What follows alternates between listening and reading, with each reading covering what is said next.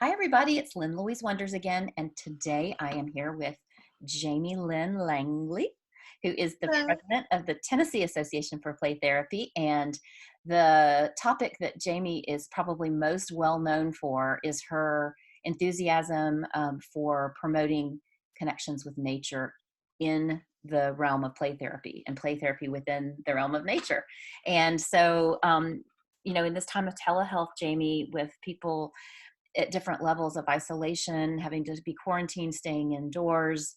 I know it's different for different people in different places, but I have noticed how much I need nature for my own mental health, and I'm just really interested in hearing what ideas you have for what therapists could be doing for themselves, for their own self care, and for their clients during this whole telehealth time. Sure.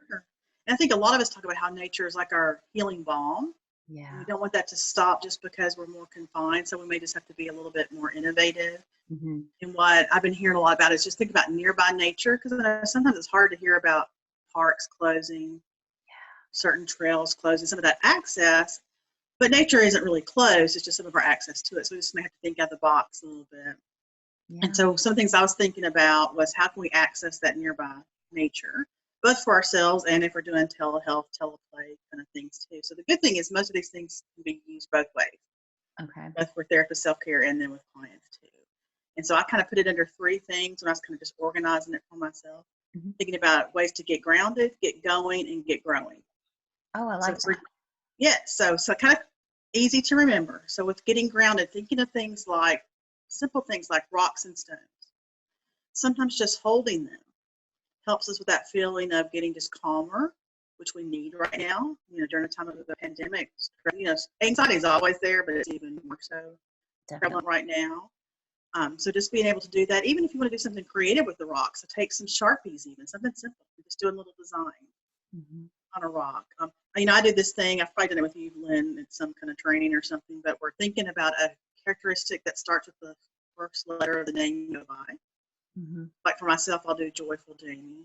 And so I took 2 weeks before I closed my practice physically because we had a little bit of warning in Tennessee about it was coming, but it wasn't quite in place yet. And I was having kids do that on their stone. And they were just kind of, they could either paint or do Sharpies with that characteristic on their stone. And we talked about if you start feeling stressed or anxious or worried, just hold on to that stone and look at that characteristic or that trait you picked for yourself. And just kind of hold on to that. And that made something. So that was kind of one of my little transition objects, kind of things I was doing before I was going to transition to telehealth with them. And some of them will have the stone with them when we're talking and different things like that. So that's something any of us can do, or if you've got access to rocks or stones or something like that. Many of us have talked about with sand work. So in the sand therapies of sand tray and sand play, that sand is part of the ground. It's that grounding thing. Hmm. So again, if you have access to that, walking barefoot on grass. Hmm. So even if you just have a little grassy area, taking your socks and shoes off, again, you're getting grounded by being on the ground. And so that's another way to bring that calmness and all that. So just some of those things about thinking about ways you can be grounded. Um, and that will also lead into another one a little bit. So getting your hands dirty. So again, going in and putting your hands in the ground. Yeah. So whether it's gardening or different things, that we'll talk about that as they get growing. But again, just having that soil base is another way to get grounded and help. I noticed I went out to the grocery store. Every now and then we have to get a little brave and go to the grocery store. My grocery store had plants and things outside, so I just grabbed a couple of plants just for that part and just potting them. And just I could smell the soil and had my hands on the soil, so just that and putting on my front porch helped me feel a little bit normal. Just to Mhm. put some plants out. And I think we get hope from things like plants and things like that. So just having that. So again, just different things we can do to feel grounded. And then the second thing is get going. So of course you mentioned physical activity, so doing a walk, taking a nature walk. But I've also had some people say, well, don't really have much access to go walking out. I feel a little worried about if I'm going to run into people. And something that I've been doing in between some of my sessions is I've been doing a window to window walk. So Mm. I go to my house and I've been going, I've never done this before, I guess because I haven't been this confined before, Mhm. but I'm going from window to window in the room and I'm just going to the window and just kind of looking outside because you get different perspectives from each window. And like we have a bonus room upstairs. That was mainly what my sons hung out in when they were home. So it's just kind of used like for storage and things right now. but I've been going up there and looking out the window up there, and again, getting a totally different perspective and all that. So I just go from window to window around the house and get a few little steps in. You're kind of walking and moving that body that we need to do because we're not used to sitting this still. True. Getting those different perspectives. And the other thing I've noticed, and where I'm sitting, I've got windows to my right and windows to my left, but because traffic is lower, I'm hearing so much more. Yes. So I'm hearing the birds more. I'm hearing some of the sounds of the weather more. Now, last night wasn't great weather in our area, like for you. Right. So sometimes, Mother Nature isn't great, right? So sometimes there's some things with that, but sometimes rain can be very calming to listen to. Yes. And all that. So I am grateful for that little bit less noise from traffic, being able to access those. I get woken up by birds every morning and I actually love it. Yeah. And all that. So having that. So again, that's things you can do just going window to window. Also fun activities, like, that I love nature scavenger hunts. And I think scavenger hunts have like taken the telehealth world by storm. Everybody's been doing all kinds of scavenger hunts, of color scavenger hunts in your house, and things to keep kids busy. So of course those are still great. Nature scavenger hunts, rainbow scavenger hunts. So you go try to find the colors of the rainbow. And it's a great way to get active, get outside, whether you're outside as a backyard, a courtyard, a deck, just different ways that you can access that. I saw a cute little video that an occupational therapist had done by making an obstacle course with chalk on sidewalk. And I was thinking how great families could do that in their driveways. Yeah. And all that. And so again, it's a fun way to get moving, and you're getting the vitamin D, you're getting the sunshine, you're getting the air. So again, you're just having all those great ways to do that. And then I also thought mentally we want to get moving as well too. So if you can do creative things outside, so maybe you make some stick people outside, maybe you cloud gaze. I used to love to look at clouds and imagine what they could be. And kids are really good at that, but I think adults can be good at that too. So just look at the clouds and see what images you might see and all that. So again, that's just other ways to get us mentally going. And then the third thing was about get growing. So of course, when I think of growing, I think of like gardening. And apparently, like, I've understood that like gardening seeds are like on this big increase, and that it's almost hard to get gardening seeds right now because I guess so many people are reverting to gardening. But there's horticulture therapy and different things where gardening is very therapeutic. And so that's a great thing to see. And one of the things I have said, I think one of the side positives is people are going to have such wonderful yards in the spring because they may not have access to nature other ways, but maybe they're going outside and gardening or doing yard work or landscaping or different things. So again, you've got that hand in the soil. There's microbes in the soil that help fight depression and mood things. So all that's great. And then you're getting to do all this creative things in your yard and just feeling that connection. So that growing, but also growing is that metaphor for hope. Yeah. So I like to think about how when we were little, we used to do those little things in like little paper cups. You remember doing that? And where you like put little seeds in, you got so excited when you would see them grow. Yeah. And so you could do that with your kids even over telehealth. You could have something and they could watch it grow, or they could be doing something. You can look up all kinds of neat ways to like grow things in like coffee filters and coffee grounds. So that you can do little clippings where things will grow in water. So there's all kinds of little innovative things you can do. And again, just that metaphor of growing, that hope and all that. So that was kind of like my three things quickly I was thinking about in terms of accessing nature nearby and easily within our circumstances. And I saw, I think it was Rose who did a video on puppets, nature puppets, and I thought of you. Yeah. And I was out on my walk this morning and I found some sticks that have moss all over them. I was like, oh, these look like people with hair, Yeah. When she posted, I was like, yeah, I've done that, but I've caught on nature people or figures or something. Yeah. And we make like little fairy houses, or you can make little gathering places outside with them. And kids get so creative, but it's fun as an adult to do that too. And you just take the little space you have, and before you know it, leaves can become hammocks and little sticks become benches. And so it's all kind of, and you can do a little play scenario or puppet scenario or whatever. And kids thrive on creative stuff like that when we just give them the opportunity. Yeah. And so I'm thinking like for ideas for interventions, I mean, my imagination's just going wild now thinking about this.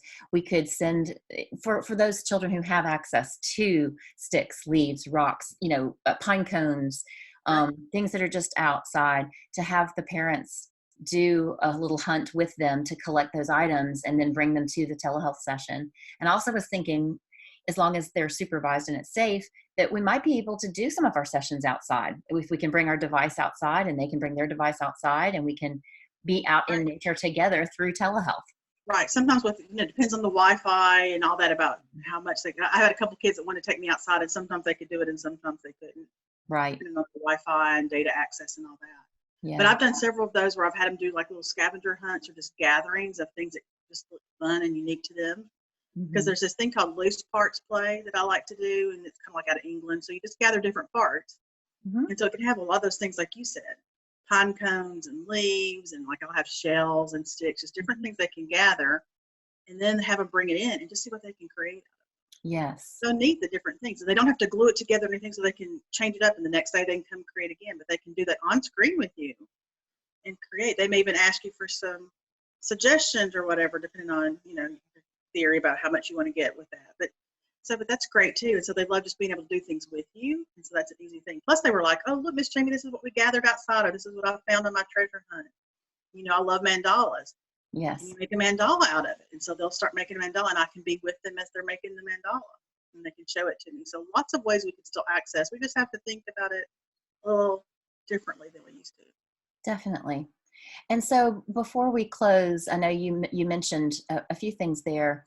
I wonder what your thoughts are on the importance of therapists making sure that they're taking time to attend to self-care, why that is so important at this time. And I know you mentioned the window walk, which I love. That's a great idea. Just are there other things that you could say about the why it's so important right now, and what we can be doing for ourselves? I think you and I and a lot of us agree that self-care is so important. When I first went into this field, people didn't really talk about it that much, and we were having such high burnout and all that. And I teach a field class in social work now, and that's part of our curriculum. I'm so glad to see that early on we're teaching them, even as students, how Yes. important self-care is. And I use that analogy of, we can't pour from an empty cup. So we've got to do things to fill our cup. And nature can be a wonderful thing that can just really help overfill our cup. I mean, we can just really thrive on nature. So even if, but again, it doesn't have to be a lot. Yeah. Taking those little breaks. Sometimes that may mean just going outside and taking a big breath of air. Yeah. Take it a minute or two. Sitting on a swing, sitting on your porch, sitting on the steps on your deck. Just a few minutes. And I always say, look for something green or blue, just because those are such calming colors. So the green and blue, Mm-hmm. look for those and just take a few minutes. Give that permission to yourself to do that. And to me, it's amazing how much better I feel if I just do that. I And think that, we get so caught up with being so busy. yes, Yeah. exactly. That's the risk.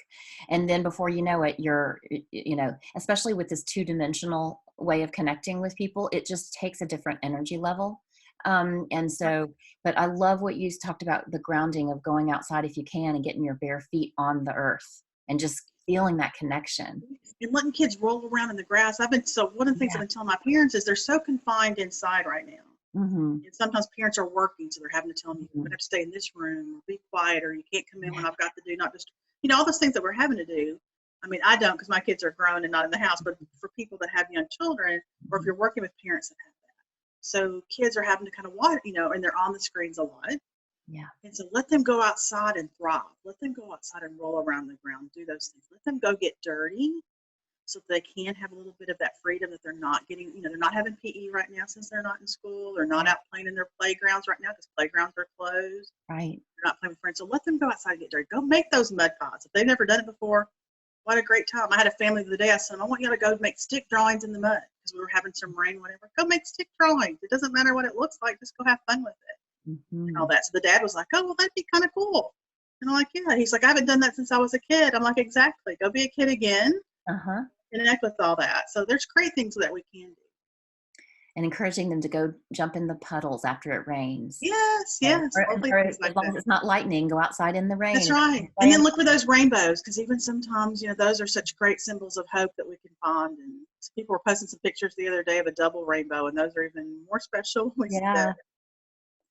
And four-leaf clovers. Today I stopped along Yeah. my walk and I said, wait, to my husband, I said, I want to look for a four-leaf clover. And he says, I haven't done that since I was a kid. I Did you was like, find yeah. one? I didn't, but I looked and I spent a lot of time down in the clover. And it reminded me of how, what you're talking about, of how we really have to be purposeful about getting, just making the time to slow down Yes.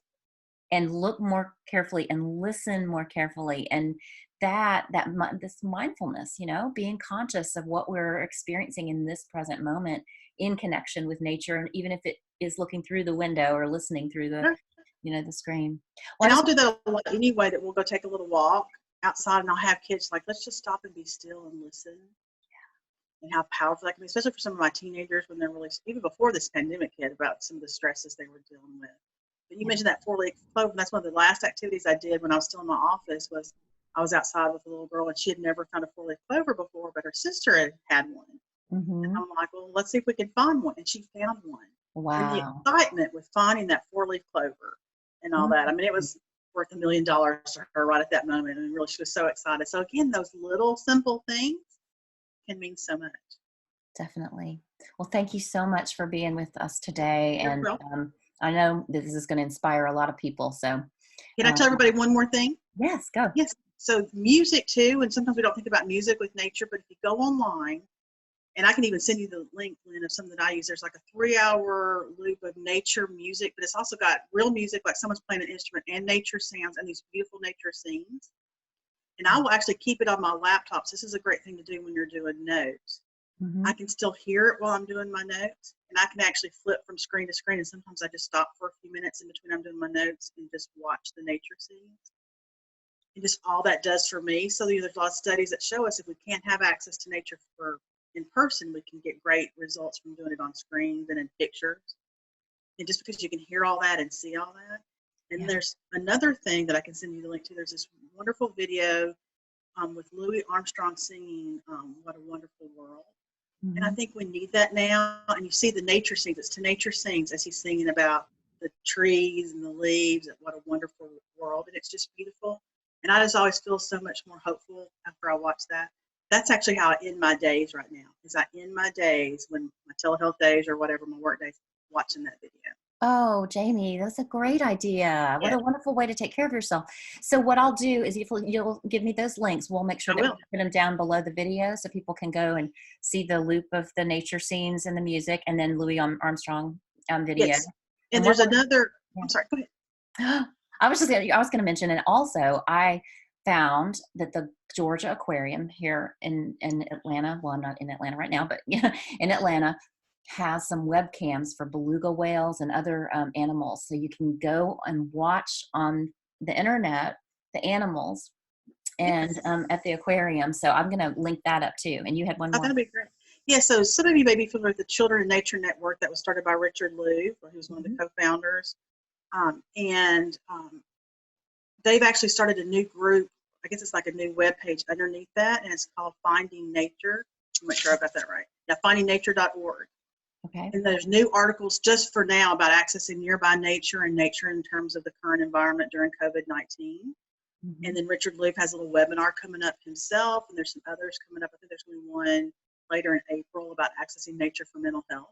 So that may be something people want to tune into as well. Okay, we'll link that below too. All right. Well, thank you, Jamie. It's so Thank nice you, to Lynn. talk with It's you. so good to see you. Okay.